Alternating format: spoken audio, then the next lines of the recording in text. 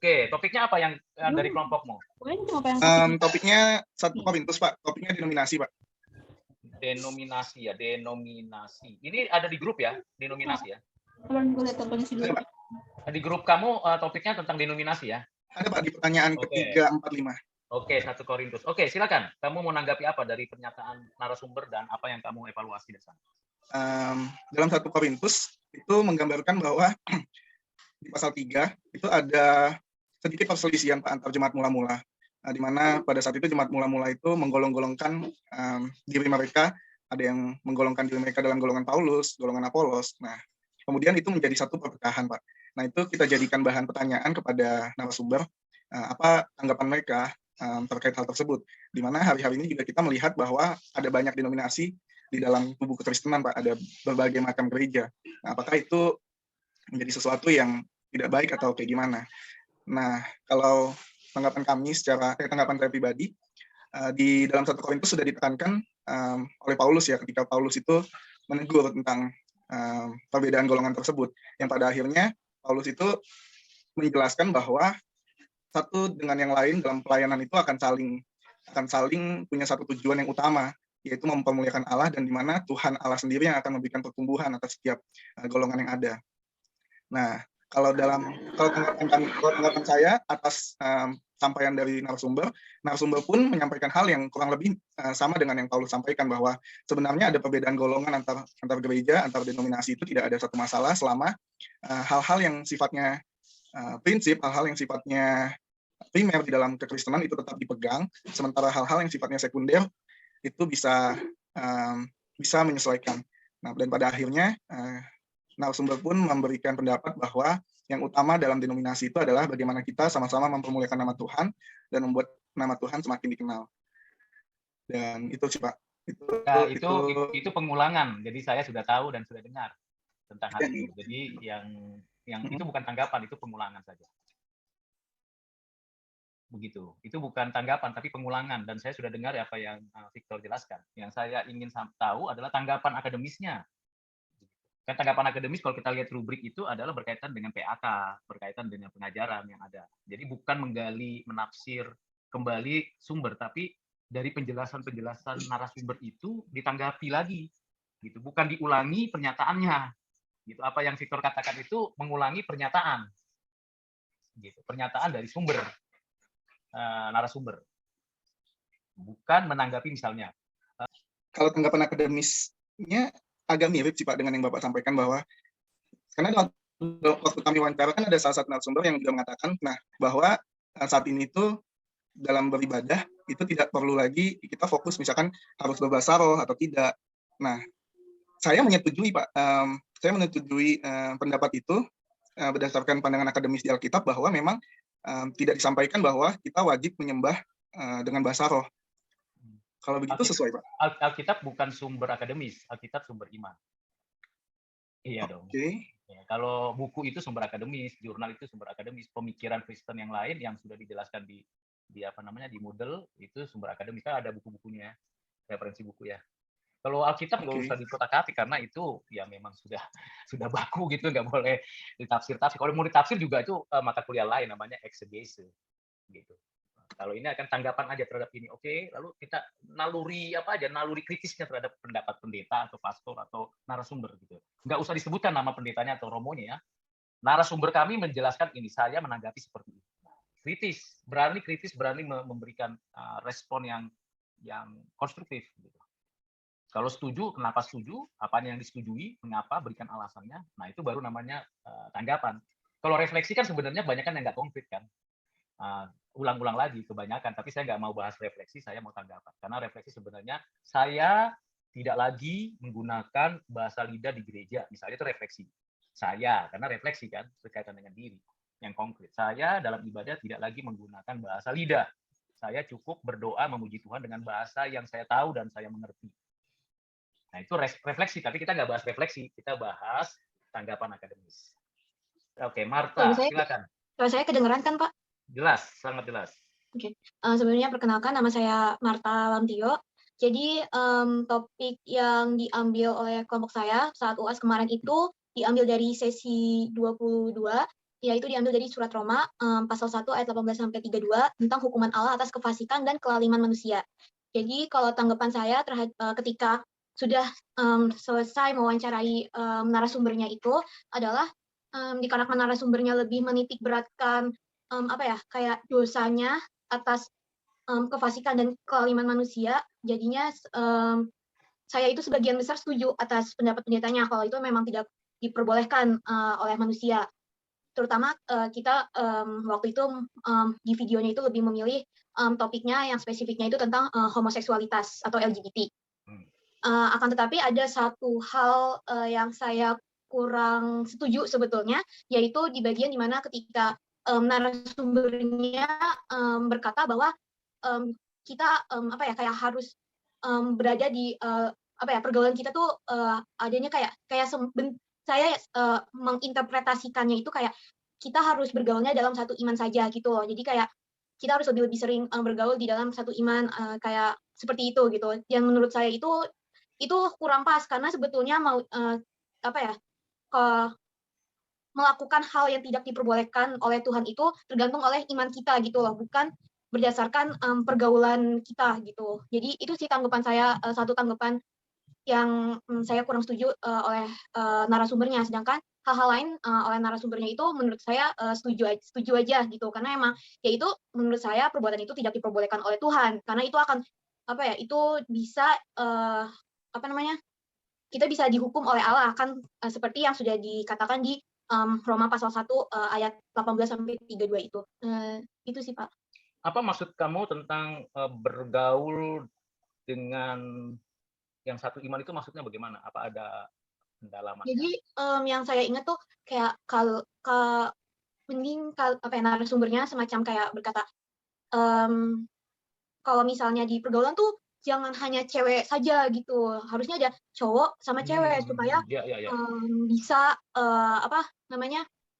supaya kita tidak kayak semacam tidak terganggu seksualitasnya. Itu yang pertama. Yang kedua juga lebih sering-seringlah bergaul dengan yang satu iman, maksudnya kayak bergaul dengan yang Kristen gitu dalam pergaulannya gitu. Sedangkan kalau menurut pengalaman saya pribadi, saya itu kebetulan pergaulan saya lebih banyak yang bercampur dan lebih didominan oleh yang di luar Kristen. Jadinya saya kayak merasa itu berkebalikan gitu loh. Karena menurut saya mau berbuat hal-hal fasik dan kelaliman itu menurut saya bukan karena pergaulannya atau lingkungannya, tapi tergantung dengan seberapa kuat iman kita dan seberapa kuat kita memahami apa yang Tuhan ajarkan kepada kita gitu. Oke, apa yang menjadi dasar kamu meyakini bahwa kita boleh dong bergaul dengan beda jenis, boleh dong punya komunitas yang berbeda jenis, boleh dong punya sebuah teman atau masuk ke dalam komunitas orang yang mungkin tidak seiman dengan saya? Apa reason yang paling mendasar menurut kamu?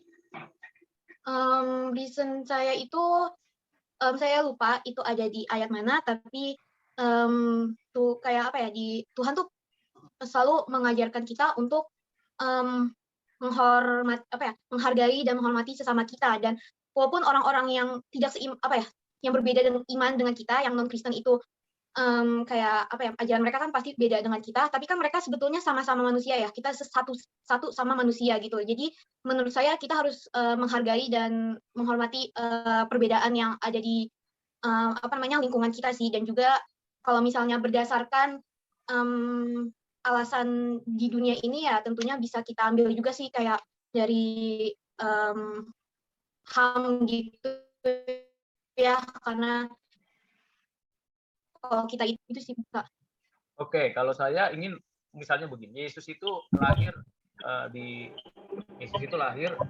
di zaman di mana semua orang sudah berdosa, toh, ya kan? Yesus ada di tengah-tengah orang berdosa.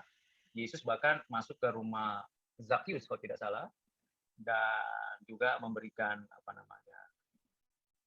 pengampunan kepada orang yang belum percaya kan, atau orang Samaria, bahkan juga memberikan pelayanan kepada orang-orang yang ada di daerah utara bagian Israel.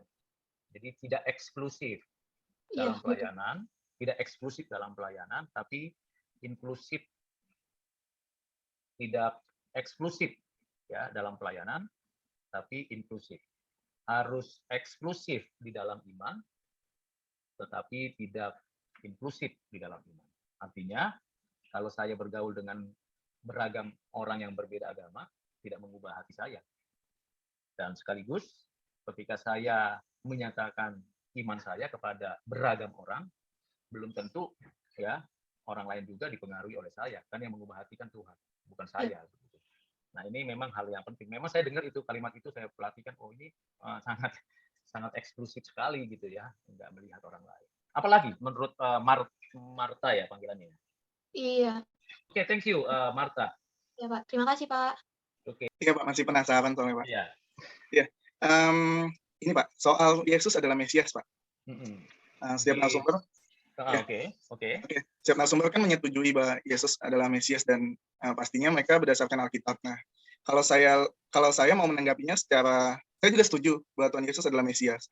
Nah, kalau tanggapan saya secara akademisnya, saya melihat dalam sisi sejarah Pak, bahwa memang dalam sejarah itu tidak pernah bertentangan apa yang tertulis di Alkitab tentang Yesus adalah Mesias dengan perkembangan sejarah tentang Yesus yang adalah orang Israel yang dalam penjajahan Roma, itu tertulis semua di dalam sejarah, dan itulah yang menjadi dasar kekuatan kekristenan dalam apologetika ketika dapat serangan dari misalkan agama lain, karena ketika dilihat dalam sisi sejarah itu memang tidak bertentangan Pak, bahwa Yesus itu pernah disalib, bahwa Yesus itu adalah orang Israel yang sempat dielulukan kemudian disalib, seperti itu Pak.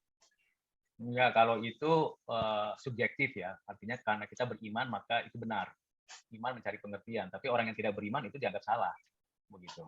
Itu yang faktanya kan, iman itu kan yang mendahului pembuktian kita bahwa itu benar. Kita percaya, maka kita upayakan pembuktiannya bahwa apa yang kita percaya adalah benar. Kan seperti itu sebenarnya kan. Demikian juga orang-orang yang lain yang berbeda kepercayaan, ya kan? Yang berbeda kepercayaan juga seperti itu. Nah, yang saya mau kan kelompok Victor kan bicara denominasi, apa yang kaitannya dengan Mesias ya? Itu yang kadang-kadang. Ada 2 topik Pak sebetulnya yang diangkat Pak. Nah, itu dia. Jadi itu yang bikin ramai jadinya. Jadi nggak fokus. Saya kan sudah kasih note juga itu kan di sana di catatan penilaian saya itu. Nggak fokus jadinya. Denominasi sendiri itu berbab-bab buku sebenarnya ya kan. Betul Pak.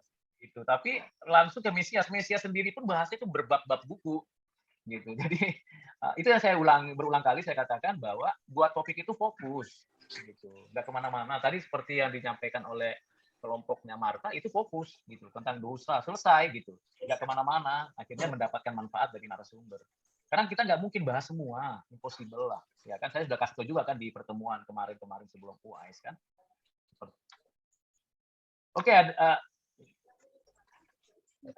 Oke, ada lagi yang mau sampaikan?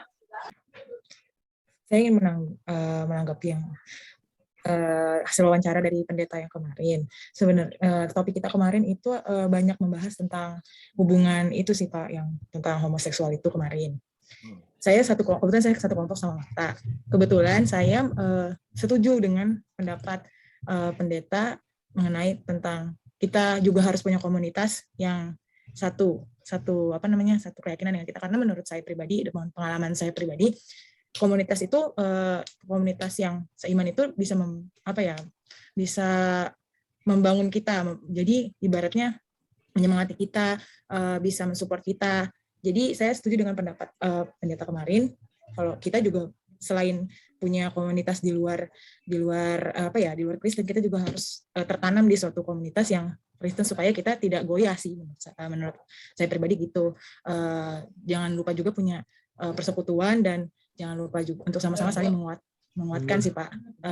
Selanjutnya saya sempat bertanya tentang yang ini, sebenarnya umat pilihan Allah. Jadi saya pernah baca di Alkitab, saya lupa ayatnya, tentang bahwa Tuhanlah yang memilih kita. Tidak mungkin orang dapat percaya kepada menerima Allah tanpa Roh Kudus di dalamnya. Jadi saya bertanya kepada pendeta, berarti kita adalah umat pilihan Allah. Jadi sebenarnya pertanyaan saya adalah, saya ingin mengatakan bagaimana orang-orang yang apakah Tuhan tidak memilih mereka juga, atau bagaimana. Sebenarnya pertanyaan saya mengarah ke sana, tapi sepertinya pendeta tersebut tidak menangkap maksud saya gitu. Maksudnya kenapa Tuhan tidak ibaratnya memanggil mereka juga gitu.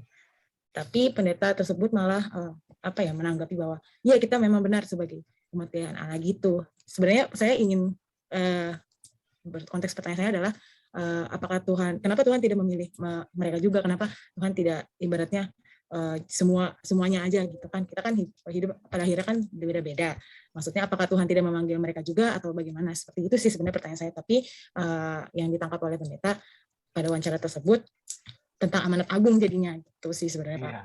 Jadi lari dari konteks teks ya, teksnya kan dari Roma ya, pasal 1 ya, tentang hukuman Allah. Memang bagi orang yang bukan dipilih, hukuman itu akan diterima dan sudah diterima sebenarnya. Sudah diterima sebenarnya. Kenapa saya katakan sudah diterima? Kalau kita baca di dalam kitab Roma itu jelas bahwa khususnya Roma 1 ayat 18 bahwa Tuhan ya membiarkan.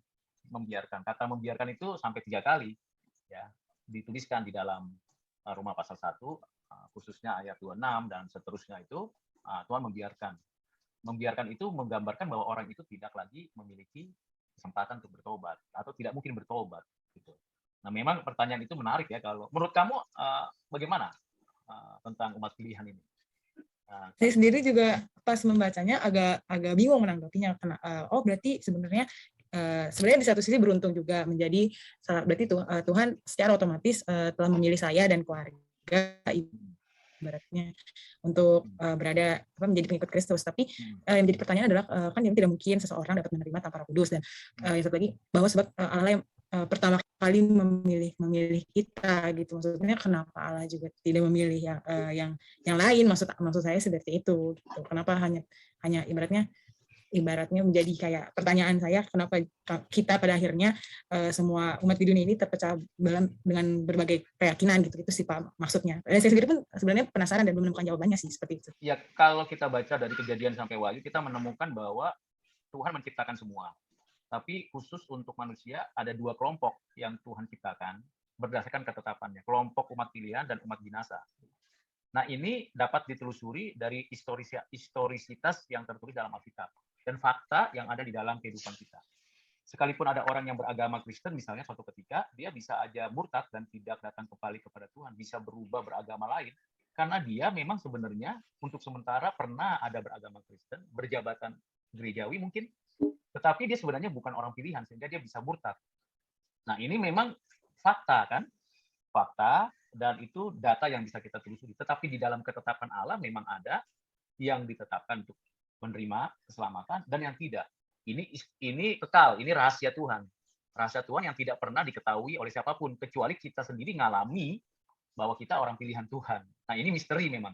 Di ayat yang ditajukan di ayat 18 sampai 32 itu sebenarnya ada pernyataan-pernyataan yang sangat perlu digarisbawahi sebenarnya di sana. Terutama misalnya di ayat 26, Allah menyerahkan mereka. Terus kemudian di ayat yang lain misalnya ayat 27, demikian juga di sana dikatakan bagaimana mereka melakukan kejahatan itu. Jadi ini bagian daripada bagaimana membuktikan bahwa manusia punya pilihan untuk berbuat dosa, tapi juga Tuhan telah menetapkan. Nah, ini menjadi sulit kan? Ada yang misteri, tapi juga ada yang konkret yang kita bisa lihat. Apa topik dari kelompokmu? Saya sama Pak sama kelompoknya Marta dan Kalista tentang kefasikan. Memang dari kelompok kami itu concern utamanya itu saya sama-sama Marta dan Kalista mengenai pendapat pendeta untuk berada di lingkungan pergaulan yang seiman dan kalau bisa campur-campur gitu, cewek-cewek, ada cewek ada cowok gitu. Saya pribadi itu nganggapnya antara setuju dan tidak, karena saya berada di lingkungan yang campur, ada cewek ada cowok, dan secara iman juga campur, tapi nyatanya saya sendiri juga punya teman yang orientasinya juga agak melenceng gitu Pak, dan saya juga jadi bingung ngasih taunya, karena dia kan berbeda sama saya kan agamanya, secara iman kan berbeda, tapi saya jadi bingung kasih taunya, karena di satu sisi ntar dibilangnya kristenisasi dan kayak sok beriman, tapi juga harus dikasih tahu, dan juga menurut pendapat narasumber ada satu hal yang saya bingung, karena dia dibilangnya kita tidak boleh mentolerir hal tersebut, tapi juga kita harus merangkul orang-orang kayak gitu, harus dinasihati, harus ditemani juga gitu, tapi nggak boleh ditolerir. Dan saya juga jadi bingung kayak kalau nggak bisa mentolerir, gimana caranya kita merangkul orang tersebut gitu untuk kembali ke jalan yang benar gitu Pak. Saya sebenarnya sempat bertanya, tapi videonya di-cut karena penjelasannya terlalu panjang dan juga berulang gitu. Jadi nggak berulang sama penjelasannya sebelumnya. Sepertinya dia kurang paham sama pertanyaan saya. Jadi itu kan saya yang edit videonya Pak. Jadi saya cut gitu pertanyaannya. Jawabannya dia, karena jawabannya hampir sekitar 7 menit, tapi inti jawabannya itu sebenarnya sama aja sama yang dijelasin di video yang sudah ditampilkan itu. Gitu, Pak. Memang ada beberapa kali pengulangan sih jawaban-jawaban dari narasumbernya gitu. Berulang, Pak. Atau mungkin dia tidak memahami tentang keadaan kondisi LGBT ini ya kali ya, atau gimana? Menurut saya, kalau menurut saya dari pendapat narasumber saya sendiri, sebenarnya dia bilang udah pernah bikin semacam seminar mengenai hal tersebut, jadi saya mengira sebetulnya cukup paham, tapi yang nyatanya dari penjelasannya itu ya hanya satu, misalnya kalau misalnya di-cut itu penjelasannya sebenarnya bisa 5 menit sampai 10 menit aja, tapi jadi 15 menit sekian gitu, karena agak berulang. Menurut Ondo sendiri, toleran dan merangkul ini kan dua hal yang berhadapan-hadapan gitu ya. Iya. Bagaimana kamu menyikapinya dalam konteks ini, khususnya kaitannya dengan Roma 1 ayat 18 sampai 32? Kalau menurut saya ini saya bikin pertanyaan ke pendetanya Pak, sebenarnya caranya gimana ya kita menerima orang seperti itu, tapi kita secara ajaran itu sebenarnya tidak boleh mentolerir hal tersebut gitu. Cara nerima itu dari hati dan bisa berteman sama mereka tuh seperti apa gitu, tapi kurang menjawab, dan saya juga masih bingung Pak, karena saya di satu sisi kan juga punya pengalaman dengan lingkungan sekitarnya seperti itu. Saya sendiri bersikapnya biasa aja gitu, nggak saya membenarkan hal tersebut, tapi nggak yang mengejek hal tersebut. Ya, karena kata Allah menyerahkan itu kan berarti bukan hanya membiarkan sebenarnya. Itu Allah tidak lagi merangkul, tidak lagi toleran. Allah langsung menghukum. Gimana menurut kamu? Kalau saya sekarang saya masih bingung Pak menjawabnya. Kalau menurut kamu pilih mana? Pilih Allah menyerahkan atau pilih merangkul? Allah menyerahkan. Menyerahkan berani juga ya. Itu nanti mengkafir-kafirkan orang jadinya lama-lama. Lama-lama. Gimana itu? Iya kan tadi eksklusif menjadi inklusif jadinya. Saya belum ada di titik itu sih Pak. Ya, itu makanya berat kan. Makanya kalimat Roma pasal 1 ayat 18 sampai 32 jarang orang berani eksposisi. Jarang orang berani eksposisi. Karena kata Allah menyerahkan mereka itu berarti membiarkan. Nah, itu kan rumit ya, membiarkan kalau di depan kita gitu, teman kita berdosa seperti itu kita biarkan. Gimana untuk melakukannya? Kalau saya bukan membiarkan sih Pak ya. Udah memberitahu juga, tapi tetap nggak bisa, karena dia juga yang pendetanya juga kan membahas tentang HAM juga kan, dan saya juga ngerti karena mereka juga ya gue lolo gitu, kayak ya kan ini gue nggak nyakit, kalau maaf ya Bapak agak kurang gitu, tapi saya kan nggak nyakitin kalian dengan hal seperti ini, jadi mereka juga benar pendapatnya, saya udah memberitahu tapi mereka juga nggak menerima karena pembelaannya itu ya karena saya juga tidak merugikan orang lain gitu. Jadi saya nggak membiarkan mereka, udah memberitahu, tapi mereka tetap seperti itu. Ya itu kata yang keluar dari Allah menyerahkan. Nah ini yang memang tidak mudah ya. Saya menggumulkan ini lama sekali. Apakah saya biarkan seperti Allah membiarkan sehingga hanya Nuh saja yang diselamatkan, yang lain dimusnahkan dengan air bah? Apakah Tuhan membiarkan temanku ini binasa? Nah itu pergumulan. Nah itu yang saya ingin dapatkan. Apa respon kalian? Nah itu yang belum diekspos ya. Baik Pak, nama saya Monika Pele, saya juga dari kelompoknya Ondo, Marta sama Kalista juga. Jadi tanggapan saya terhadap topik ini Pak, menurut saya apa yang dikatakan oleh pendeta saya hampir setuju semua. Dan kalau Marta sama Omdo kan agak menolak dalam kalau bergaul itu harus satu komunitas saja dan menjauh yang lain. Saya mempunyai pendapat pengertian yang beda dari yang disampaikan oleh pendeta itu. Menurut saya yang pendeta sampaikan itu bergaul ini dalam artian kelompok pertemanan yang dekat, bukan kelompok pertemanan yang jauh. Jadi menurut saya memang kelompok pertemanan yang dekat itu harus komunitas yang harus menjaga kekudusannya itu Pak. Jadi harus sama-sama berdoa, jadi membuat komunitas membaca Alkitab, begitu Pak. Tapi yang teman-teman yang jauh itu menurut saya dapat berteman yang lain gitu. Tapi untuk komunitas yang dekat harus yang memang benar-benar taat kepada Allah dan juga harus agak menjauhi yang lain karena teman yang dekat ini sangat mempengaruhi perilaku orang menurut saya Pak. Oke, rujukanmu apa? Mengapa mesti ada pembagian ini? Menarik ya, lagi-lagi tambahan dari apa yang disampaikan Marta sama yang disampaikan sama tadi satu lagi siapa namanya, Ondo. Menurut kamu apa ya solusinya? Karisa juga ya. Ada kamu bagikan dua, komunitas dekat dan komunitas jauh. Gimana itu menurut kamu? Ini menarik ini. Soalnya waktu SMP Pak, maaf Pak. Lanjut aja. Waktu SMP saya punya teman yang seperti agak malas gitu Pak. Terus saya jadi keikut gitu. Terus pas SMA, pas SD juga ada teman saya yang saya percaya dekat banget. Ternyata orangnya itu suka mencuri gitu Pak. Terus kayak mengajak saya waktu ke toko gitu. Tapi saya mau menolak Pak. Jadi akhirnya saya pergi aja gitu Pak. Jadi menurut saya kalau teman itu yang dekat banget tidak dipilih secara benar, orangnya juga bisa terjerumus. Gitu Pak. Karena pengalaman ya. Mazmur 1 ayat 1 sampai 6 sebenarnya sudah memberikan gambaran tentang hal itu. Dan juga bahwa di dalam surat Paulus juga ada pernyataan bahwa pergaulan yang buruk merusak karakter kita gitu. Sebenarnya sudah dijelaskan di sana. Tetapi memang kata komunitas yang dekat dan jauh. Bagaimana membedakannya itu menurut kamu? Kalau komunitas dekat itu yang berbicara setiap hari atau setiap minggu. Kalau komunitas jauh itu kayak dalam setahun atau sebulan cuma sekali, 2 kali, 3 kali. Jadi cuma saling mengenal. Gitu Pak menurut saya. Kalau di kampus atau di kantor komunitas dekat atau komunitas jauh? Kalau di kantor tergantung komunitas sih dekat. Pak. Okay. Lanjut. Kalau kantor sih agak maaf sih Pak, soalnya saya kan belum bekerja kan Pak. Jadi kalau menurut pandangan saya, yang seperti yang semeja gitu, itu dekat karena memang jadi tiap hari pasti akan ada komunikasi kan Pak. Tapi kalau cuma seruangan dalam kantor bisa jadi dalam seminggu cuma jarang sekali itu Pak. Jadi menurut saya ada yang jauh sama dekat seperti itu Pak. Kalau teman segereja yang seminggu sekali itu dekat atau jauh?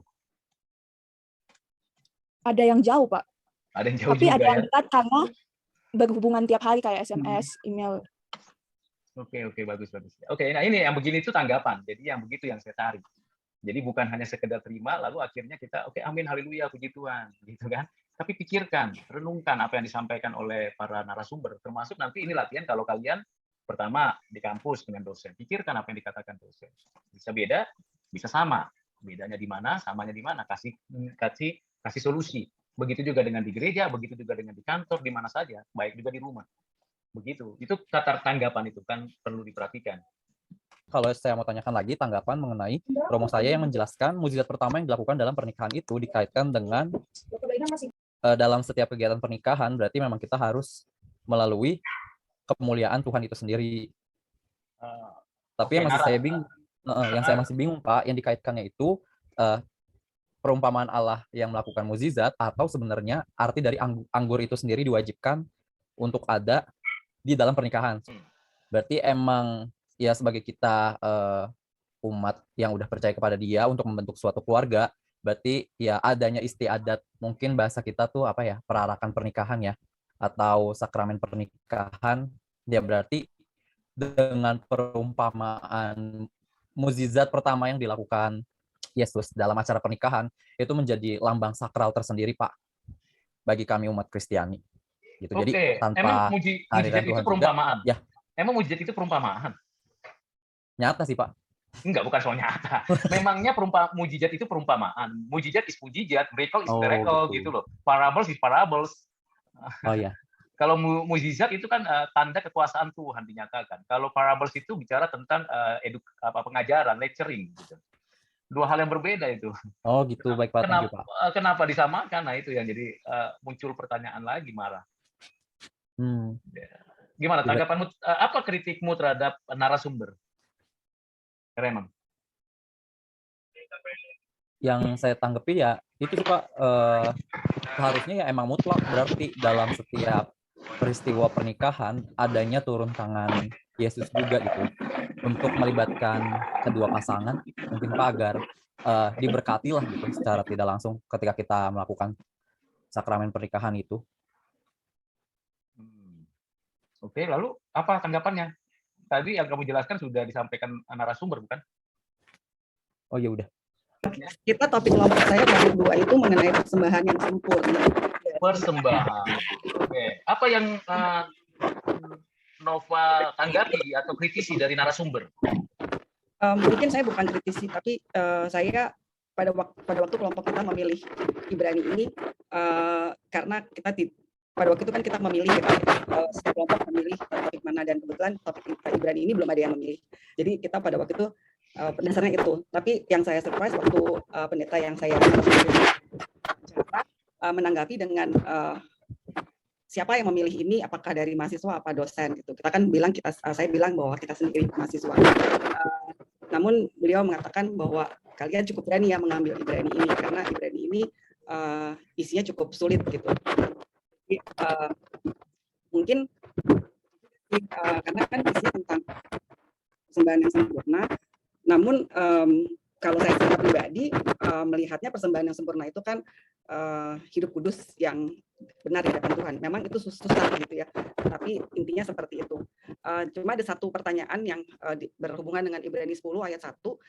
Kebetulan karena saya dari suku Batak gitu ya. Jadi saya kebetulan pendetanya pun juga sama gitu ya. Jadi saya bertanya berkaitan dengan adat istiadat, Pak. Jadi apakah di Ibrani 10 ayat 1 itu kan bicara tentang hukum Taurat.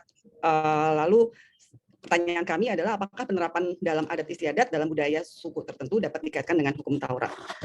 Jadi namun jawabannya sebenarnya kalau saya cukup puas dan setuju bahwa sebenarnya adat istiadat itu tidak sesuatu yang bertentangan selama tidak digunakan sebagai alat untuk mendapatkan sesuatu, tapi ucapan syukur. Jadi saya tadinya sebelum itu saya mungkin kalau orang bertanya saya suka bingung jawabnya gimana gitu, tapi dengan ada jawaban itu membuat saya jadi lebih tahu gimana menjawab kalau misalnya ada orang bertanya berkaitan dengan adat istiadat. Saya mau kasih tanggapan itu sih. Oh, suaranya nggak kedengeran saya, Pak. Sorry.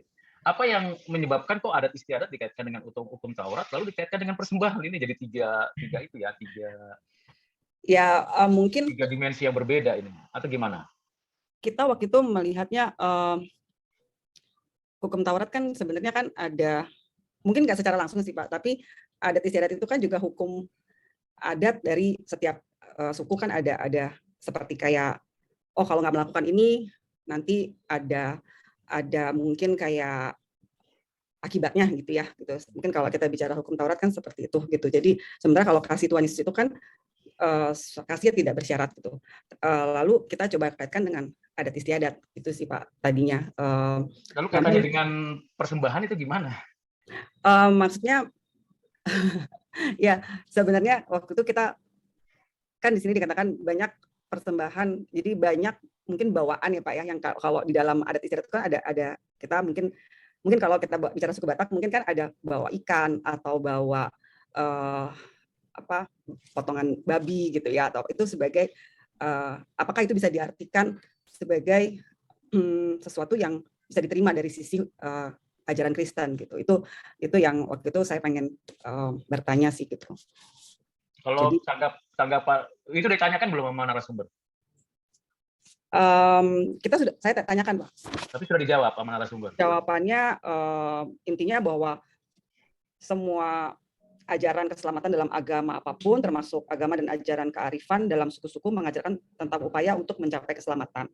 Keselamatan itu adalah hasil usaha manusia, maka persembahan yang diberikan memiliki tujuan yang sama untuk memperoleh keselamatan. Intinya, lalu saya elaborate lagi sih Pak, karena kan waktu itu sebelum saya wawancara, beliau minta dulu list pertanyaannya dan secara tertulis beliau menulis seperti ini. Namun saya elaborate lebih lagi pada waktu sesi wawancara, yang mana intinya adalah kalau kita tidak menggunakan adat itu untuk mendapatkan atau meminta sesuatu, tapi sifatnya adalah mengucapkan syukur atas berkat yang Tuhan sudah berikan atau anugerah yang Tuhan berikan, itu tidak apa-apa. Tapi kalau mengadakan atau mengikuti adat itu tapi untuk tujuan untuk mendapatkan sesuatu atau untuk memperoleh sesuatu gitu, itu yang tidak boleh gitu sih Pak. Itu yang ada nggak yang dikritisi dengan kalimat itu yang bisa dievaluasi menurut Nova? Karena menarik itu istilah persembahan, hukum adat, dan persembahan belum kaitannya dengan perpuluhan, lalu hukum Taurat, lalu itu sebenarnya bisa jadi paper sendiri. Agak apa ya? Mungkin secara lengkap mungkin menurut saya memang masih bisa menjadi suatu perdebatan gitu ya Pak. Tapi sedikit banyaknya saya dari jawaban itu saya ambil intinya bahwa selama itu digunakan untuk memberikan ucapan syukur gitu ya atas apa yang Tuhan telah berikan buat hidup kita. Misalnya mungkin kita bicara kalau habis di baptis itu biasanya kan kalau itu ada acaranya ya Pak ya, tapi jadi itu adalah ucapan syukur gitu ya. Terus kalau misalnya ada acara lahiran, jadi semua itu adalah ucapan syukur, itu tidak masalah gitu. Tapi kalau itu adat itu menjadi sesuatu yang kok tidak melakukan ini, jadi kayak wajib hukumnya lari dari inti yang dimaksud adalah ucapan syukur. Itu yang mungkin bisa disalahartikan gitu Pak. Konteks Ibrani pasal 10 itu kan berkaitan dengan adanya ritual keagamaan berdasarkan hukum Taurat yang kan hukum Taurat kan 3 kategori, hukum agama atau hukum ibadah, hukum sosial, dan hukum moral. Hukum agama atau hukum ritual, hukum sosial itu sudah selesai di Perjanjian Lama dan tidak diteruskan di Perjanjian Baru, khususnya bukan untuk orang non-Yahudi, itu hanya untuk orang. Tapi hukum moral untuk semuanya. Nah, persembahan itu di konteks itu gitu, di Ibrani pasal 10 itu. Berkaitan itu. Yang saya kritisikan itu kan bukan tulisannya Rasul Paulus sebenarnya. Itu tidak ada yang pernah tahu, memang ada kemiripan tapi tidak demikian karena waktunya dan tahun penulisannya juga berbeda dengan kehadiran Rasul Paulus. Oke, jadi itu yang begitu dengan adat itu kan sebenarnya ikatan persekutuan gitu ya, komunitas, mengikat erat persekutuan. Tetapi kalau itu dikaitkan dengan ibadah, jadi ritual, nah itu yang jadi problem. Karena apa? Karena kalau dalam adat Batak itu ada istilahnya itu majou hula-hula ibarat majou debata gitu kan. Nah itu kan jadi problemnya adalah sesuatu yang sebenarnya itu sudah selesai di masa lalu sebelum kekristenan datang. Tapi masih ada praktek-praktek sinkritisme tanpa disadari. Nah itu mungkin maksudnya Pak narasumbernya itu. Topik kami kemarin itu adalah jangan kamu menghakimi supaya kamu tidak dihakimi. Nah untuk pembahasannya itu kami mengambil dari Roma 2. Nah yang saya tanggapi adalah pada saat itu kami sempat bertanya tentang kaitannya hukum Taurat dengan penghakiman. Nah, tapi dari salah satu narasumber, menurut kami atau auditnya menurut saya kurang menjelaskan secara spesifik Pak, jadi tidak sesuai dengan konteksnya. Sebenarnya kan kalau misalnya kita berbicara dalam Roma 2 ini, kenapa akhirnya terjadi penghakiman di antara sesama umat, yaitu adanya perbedaan antara umat Yahudi dengan orang Yunani, ya kan Pak? Nah, umat Yahudi itu kan adalah orang yang memang sangat setia dalam melakukan hukum Taurat Pak. Nah, jadi oleh sebab karena adanya hukum Taurat itulah akhirnya mereka jadi merasa bahwa diri mereka itu superior, lebih baik daripada orang-orang lain di luar orang Yahudi yang tidak melakukan hukum Taurat. Itu Pak. Yang mau saya tanggapi adalah salah satu narasumber kami kurang menjelaskan secara kontekstual tentang jawaban dari pertanyaan kami itu kaitan antara hukum Taurat dengan penghakiman. Apa yang seharusnya kalian harapkan, yang talenta harapkan dari hubungan antara hukum Taurat dengan menghakimi? Nah, yang tadi sudah saya jelaskan Pak, jadi karena umat Yahudi itu bisa dibilang sangat taat dalam melakukan hukum Taurat, dan hukum Taurat itu kan berisi hukum-hukum yang memang bisa dibilang itu sampai saat ini masih relevan kan Pak. Misalnya jangan membunuh, jangan berzina, terus harus menghormati ibadah, menghormati Tuhan seperti itu. Sedangkan orang-orang lain di luar umat Yahudi, misalnya di sini contohnya orang Yunani, mereka kan tidak mengenal hukum Taurat ya Pak. Dan di dalam budaya mereka pun tidak ada hukum yang seperti itu gitu Pak. Nah, yang saya harapkan adalah dari narasumbernya lebih menjelaskan secara kontekstual tadi Pak. Jadi karena umat Yahudi itu sangat mentaati hukum Taurat, mereka memiliki perasaan superior gitu Pak. Jadi mereka merasa diri mereka itu lebih hebat daripada orang-orang di luar Yahudi, sehingga mereka bisa menghakimi orang-orang yang bukan orang Yahudi tadi karena mereka tidak melakukan hukum Taurat. Nah terus terkhususnya di sini pun ada dibahas tentang sunat Pak. Jadi apalagi itu Pak, karena orang Yahudi kan bisa dibilang orang-orang yang bersunat, sedangkan orang non-Yahudi itu mereka tidak bersunat seperti itu Pak. Lebih itu sih menanggapinya. Oke, jadi sebenarnya boleh nggak sih menurut talenta menghakimi? Iya Pak, sebenarnya menghakimi itu tidak boleh Pak. Karena kan tidak boleh ya? Iya tidak boleh, karena kan kita semua masih berdosa, sama-sama manusia berdosa Pak. Jadi bagaimana pemerintah dan pejabat keamanan, lalu pengadilan, jadi berhenti aja dong mereka melaksanakan tugas keadilan itu? Bagaimana itu? Ditangkap seorang pencuri, diadili, nggak boleh dong. Ketepatan pengadilannya, hakimnya adalah talenta. Berdasarkan hukum kasih, maka saya tidak akan mengadili. Begitu. Gimana? Nah, jelas itu. Saya sudah sampaikan, kasih note juga itu di sana, di dalam penjelasan. Iya Pak, jadi kemarin juga sempat dijelaskan oleh salah satu narasumber kami bahwa sebenarnya menghakimi itu di antara sama manusia itu memang tidak boleh. Tapi apabila kita mengingatkan orang lain yang kita kenal dia berbuat salah, itu nggak apa-apa Pak. Dan kita kan negara hukum ya Pak, kita punya hukum itu ada untuk memberikan ketertiban di antara masyarakat. Jadi menurut saya sebenarnya dengan menegakkan hukum itu menciptakan keadilan, tapi mungkin konteksnya bukan kayak menghakimi yang ada di dalam Alkitab ini, di dalam pembacaan Roma 2 ini, bukan sih Pak? Ya, menurut itu justru itu yang saya pengen gali. Apa sih bedanya jangan menghakimi menurut Roma pasal 2 dengan fakta bahwa di dalam Roma pasal 13 dijelaskan pemerintah mewakili Allah menyatakan keadilan. Kalau dibaca Roma 2 ayat 13 seperti kontradiksi kan? Nanti dibaca lagi Roma 13 itu bicara pemerintah mewakili Allah sebagai hamba Allah menyatakan keadilan. Sehingga Paulus memberikan nanti nasihat jangan berbuat dosa karena pemerintah tidak sungkan untuk melakukan penghukuman gitu. Jadi kalau kita baca Roma 2 dan Roma 13 jadi konflik jadinya. Maka surat itu bisa menjadi kontraproduktif gitu padahal surat yang sama dan penulis yang sama. Nah, itu makanya Roma pasal 2 itu apa sih yang mau dimaksudkan di sana? Nah, itu yang saya lihat narasumber nggak jelaskan. Iya betul Pak, tapi mungkin yang saya tangkap dari penjelasan narasumber adalah sebagai sesama manusia kita tidak boleh menghakimi dalam artian misalnya kalau kita punya teman yang kita tahu misalnya dia mencontek gitu ya Pak, itu contoh, terus kemudian kita menjauhi dia karena perbuatan dosanya itu Pak, seperti itu. Kalau saya tambahkan sedikit supaya semua juga mahasiswa tahu bahwa konteks itu berkaitan dengan keselamatan. Jadi soal keselamatan orang bukan berdasarkan hukum Taurat. Jadi orang Yahudi kan tadi ada kamu bilang bahwa superior, merasa hebat, supaya dekat dengan Tuhan, mesti ada sunat, mesti ini dan itu. Atas dasar itulah mereka menganggap bangsa lain itu bangsa kafir tidak beroleh keselamatan karena nggak ikuti hukum Taurat. Itu konteksnya gitu. Karena di dalam Roma pasal 1 nanti kamu bisa lihat sendiri bagaimana sebelumnya. Dan nanti pasal 3, 4, 5 dikasihkan jalan keluarnya yaitu iman, keselamatan itu bicara iman. Jadi di sini menghakimi dalam konteks seperti itu dan kebanyakan orang Kristen menafsirnya agak keliru gitu. Oh itu bukan bicara soal saya tidak boleh memberi hak menghakimi, boleh menghakimi, tetapi bukan bicara nafsu kekekalan orang. Lu masuk neraka lo gitu, nggak percaya Yesus, misalnya begitu. Kita langsung lu masuk neraka karena tidak ikuti gereja saya gitu. Jadi urusannya dengan kekekalan gitu. Tapi urusannya dengan konteks kehidupan kita di muka bumi. Ada hukum yang namanya hukum moral dan melalui hukum moral itu terbentuklah hukum positif. Dari hukum positif ini terbentuklah peraturan perundangan-perundangan yang dipegang oleh pengadilan, oleh pejabat keamanan dan sebagainya dan itu menjadi sarana untuk keadilan Allah. Nah, itu yang mungkin yang belum didapat sih. Nah, tapi yang berani mengambil itu sudah dapat sesuatu dari hamba Tuhannya narasumbernya gitu. Itu sih ya, nanti di WDK 1, WDK 2 akan dapat lebih dalam lagi tentang itu. Karena kalau begitu sarjana hukum kasihan dong, lulusannya nggak boleh menghakimi. Lu jaksa bagaimana, polisi bagaimana, tentara bagaimana. Kalau begitu udah cinta kasih. Benar, tapi yang salah adalah salah, yang benar adalah benar. Nggak boleh tidak. Tapi kalau menghakimi nasib kekekalan orang dengan hukum peraturan Taurat, ya nggak boleh dong. Masa karena nggak disunat nggak masuk surga? Nggak ada urusannya itu. Sunat itu bagi orang Israel, bukan bagi non-Israel. Nah mereka maunya orang non-Israel itu ikutin dia gitu.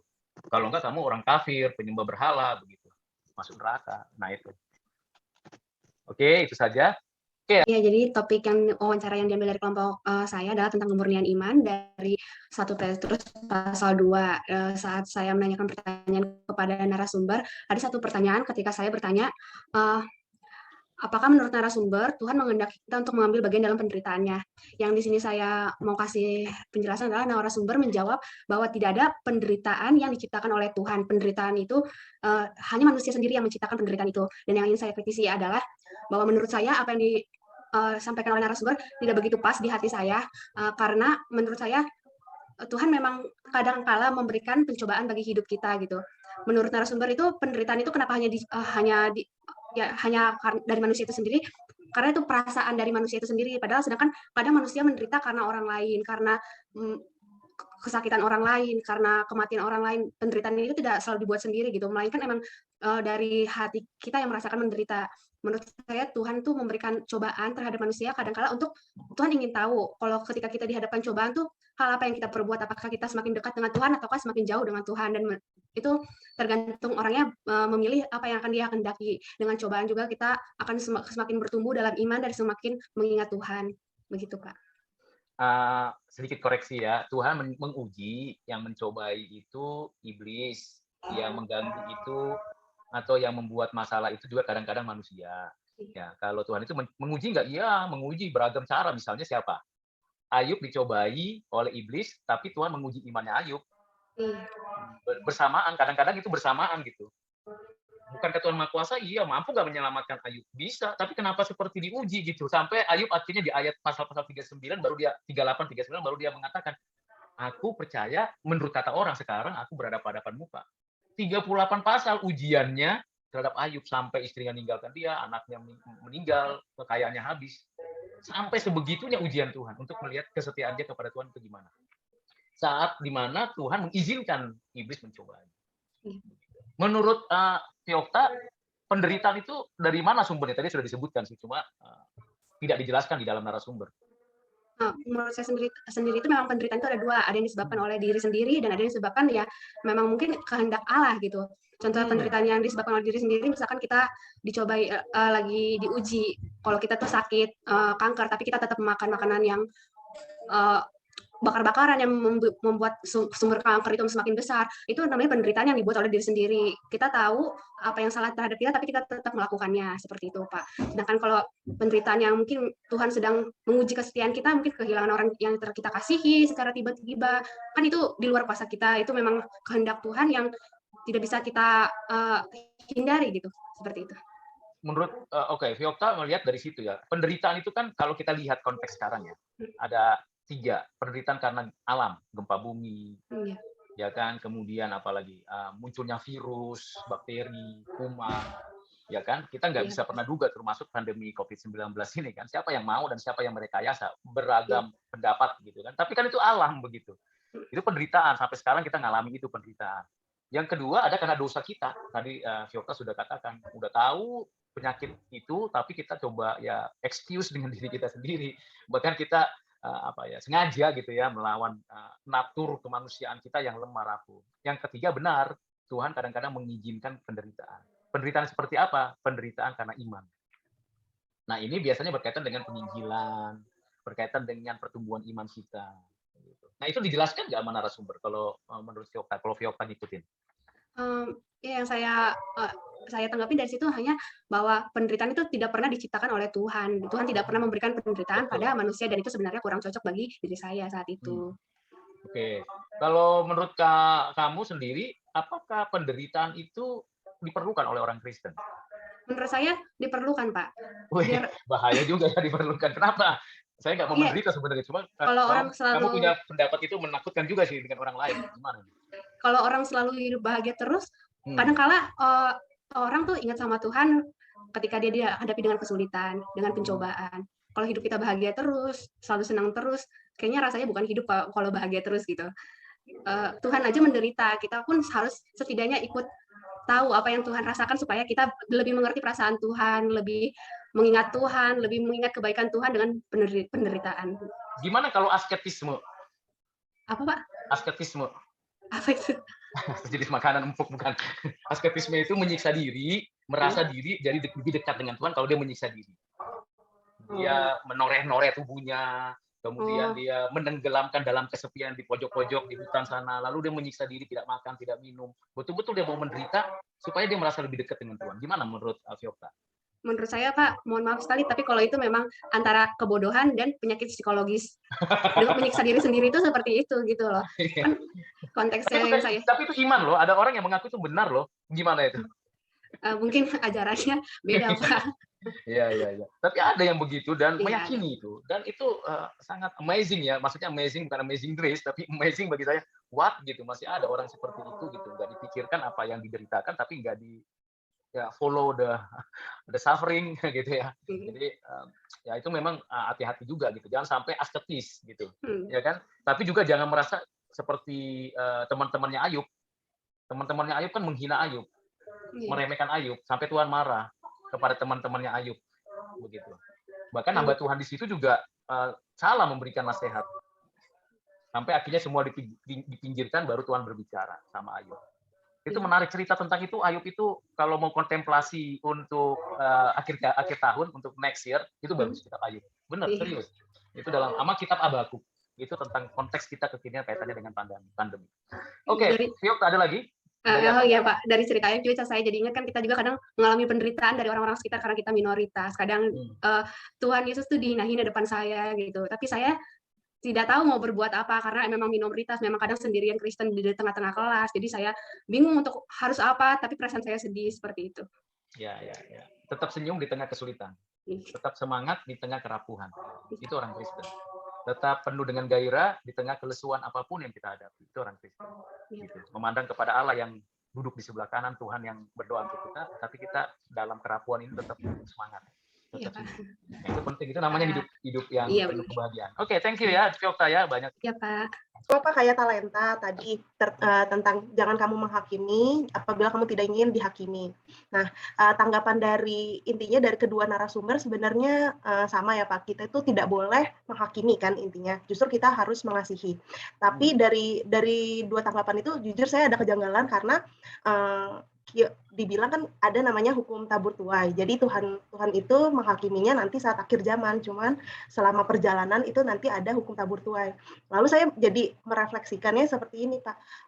Apakah kita justru jadinya mengharapkan sesuatu yang buruk terjadi pada orang lain tersebut? Maksudnya orang yang melukai kita, menghakimi kita sebelumnya. Nah, karena kita nggak bisa berbuat apa-apa, maksudnya satu sisi kita tersakiti, tapi kita justru tidak boleh berbuat jahat, tidak boleh membalas. Jadi kita maafkan, kita kasihi, terus tapi kita bilang nanti juga ada tabur tuai. Nah, saya itu jadi mikir, apakah berarti tandanya kita juga mengharapkan sesuatu yang buruk terjadi pada orang tersebut?